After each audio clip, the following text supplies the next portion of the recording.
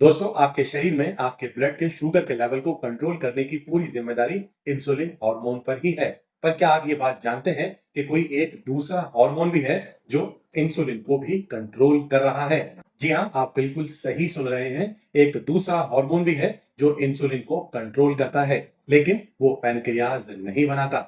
आपको सुनकर शायद यकीन भी ना आए, उस हार्मोन को बनाने की जिम्मेदारी आपकी स्मॉल इंटेस्टाइन, आपकी लार्ज इंटेस्टाइन, आपकी गट की है। आपकी छोटी आंत और आपकी बड़ी आंत इस हार्मोन को बना रही होती है। जब ये हार्मोन बनता है, ये हार्मोन बनने के बाद पैनक्रियाज के पास जाता है और इंसुलिन को बनाने के लिए कहने लगता है। फिर ये हार्मोन जो आपकी गट लाइनिंग ने बनाया, घूमता हुआ, ब्लड से घूमता हुआ आपके लीवर के पास जाता है और लीवर को कहता है और ज्यादा ग्लूकोज ना बनाया जाए। और जब यही हार्मोन घूमता हुआ आपके ब्रेन तक जाता है, तो आपके ब्रेन को मैसेज देता है और ज्यादा ना खाना खाया जाए। आपको ये सिग्नल दे दिया जाए कि आपका पेट भर गया है, आपको और ज्यादा खाने की जरूरत नहीं है। यानी कि इस हार्मोन जिसकी मैं बात कर रहा हूं, जिसे आपकी गट की लाइनिंग्स बना रही होती हैं, गट की कुछ स्पेशलाइज्ड सेल्स बना रही होती हैं, वो एक मास्टर हार्मोन की तरह काम करता है और आपके इंसुलिन को कंट्रोल करता है। आपके लीवर को इंस्ट्रक्शन दे रहा होता है, आपके ब्रेन को मैसेज दे रहा होता है, ताकि आप कम खाना खाएं, आपका लीवर कम ग्लूकोज बनाए और आपके ब्लड में जो ग्लूकोज मौजूद है, उसे इंसुलिन आपके शरीर में इस्तेमाल करा दे और कुल मिला के आपकी शुगर, ब्लड शुगर बेहतर तरीके से कंट्रोल में आ जाए। दोस्तों, हजारों साल पहले आयुर्वेद की किताबों में यह बात लिख दी गई कि आपकी डायबिटीज जैसी बीमारी के पीछे, आपके बहुत सारे मेद धातु रोग के पीछे जो सबसे बड़ा कोई जिम्मेदार है, तो वो है आपकी जठराग्नि। और जठराग्नि जब कमजोर हो जाती है, तो आपके शरीर में, आपके गट में आम की उत्पत्ति होती है। यानी इनडाइजेस्टेड फूड की वजह से आपकी ही इंटेस्टाइन के अंदर मौजूद बैक्टीरिया कुछ ऐसे एंडोटॉक्सिन्स बनाने लगते हैं, जो आपकी गट में इन्फ्लेमेशन का बड़ा कारण बन जाते हैं। और धीरे धीरे जब ये एंडोटॉक्सिन्स आपके शरीर में फैलते हैं, तो आपके शरीर में डायबिटीज जैसी और बहुत सारी मेटाबॉलिक डिसऑर्डर्स को पैदा कर देते हैं। पहले तो लोग सुनकर इस बात पर हंस दिया करते थे। ये कैसी बात आयुर्वेद की किताबों में लिखी हुई है कि पेट की वजह से डायबिटीज पैदा हो रही है। अरे, पेट की बीमारी का तो डायबिटीज से कोई संबंध ही नहीं है दोस्तों। लेकिन आज की रीसेंट रिसर्च ये साबित कर चुकी है, मॉडर्न साइंस ये साबित कर चुकी है कि आपकी गट की वॉल के अंदर कुछ खास किस्म की सेल्स मौजूद होते हैं, जिन्हें एल सेल्स के नाम से जाना जाता है, जो एक खास किस्म का हार्मोन बना रहे होते हैं, जिसका नाम है GLP-1 हार्मोन। जी हाँ, मैं आज इसी हार्मोन के बारे में बात करने वाला हूँ। और ये वही हार्मोन है जो आपकी इंसुलिन को कंट्रोल करने का, रेगुलेट करने का काम भी कर रहा होता है। यानी आपकी शुगर को कंट्रोल इंसुलिन करती है और इंसुलिन को कंट्रोल GLP-1 हार्मोन करता है। इतना ही नहीं, आपके लीवर को मैसेज भी देता है कम ग्लूकोज बनाने के लिए। और यही GLP हार्मोन आपके ब्रेन को मैसेज देता है कि ये आपके पेट को, आपके शरीर को, आपके मन को ये मैसेज दे और ज्यादा खाना ना खाया जाए।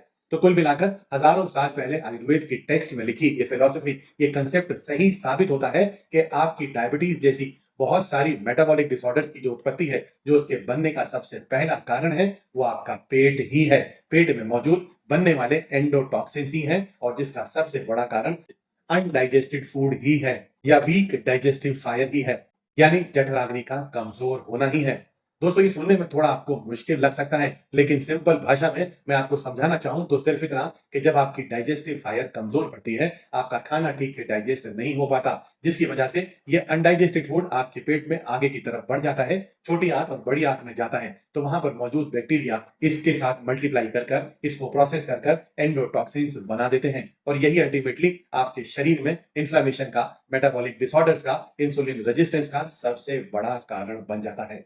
यानी कि अगर आप वाकई में अपनी डायबिटीज को ठीक करना चाहते हैं, तो सबसे पहले अपनी गट हेल्थ को ठीक कर लें। और अगर आप अपनी गट हेल्थ को ठीक करना चाहते हैं, तो सबसे पहले अपनी डाइजेस्टिव हेल्थ को ठीक कर लें।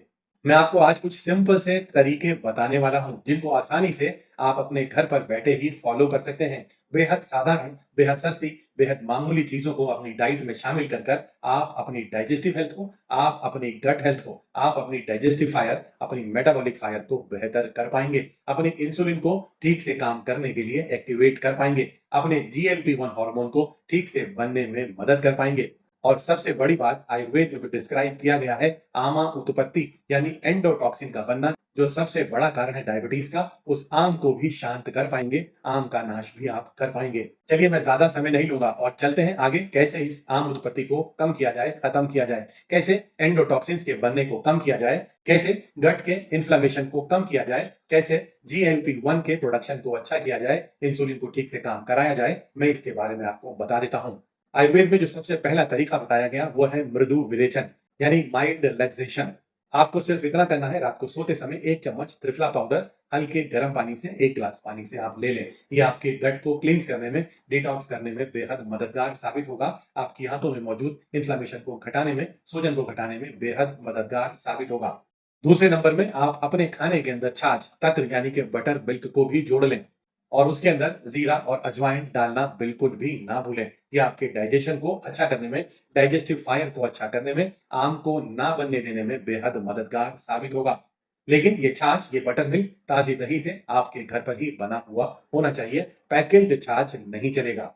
तीसरे नंबर पर मैं आपको सलाह देना चाहूंगा कि अपने खाने के अंदर कुछ बिटर फूड आइटम्स, जी हाँ, कुछ कड़वे खानों को भी जोड़ लीजिए। चाहे वो करेला हो, चाहे वो मेथी हो, चाहे वो गुड़मार हो, चाहे वो जामुन हो, ऐसे कड़वे खाने, ऐसे बिटर फूड आइटम्स आपके गट हेल्थ के लिए, आपकी मेटाबॉलिक हेल्थ के लिए बेहतरीन फायदेमंद होने वाले हैं।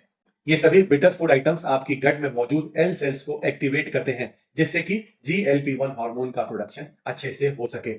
और अगले फोर्थ नंबर पर आता है माइक्रो मूवमेंट्स, यानी कि जब आप लंबे समय तक बैठे रहते हैं तो आपकी गट हेल्थ भी खराब होने लगती है। तो कोशिश करें हर 1 घंटे में 2 मिनट, 3 मिनट या जितना भी संभव हो उतनी देर के लिए खड़े हों, वॉक करें और वापस आकर अपनी कुर्सी पर बैठकर अपने काम को कर लें। ये सिंपल सा कदम, ये सिंपल सा तरीका आपकी गट लाइनिंग को एक्टिवेट करना शुरू कर देगा।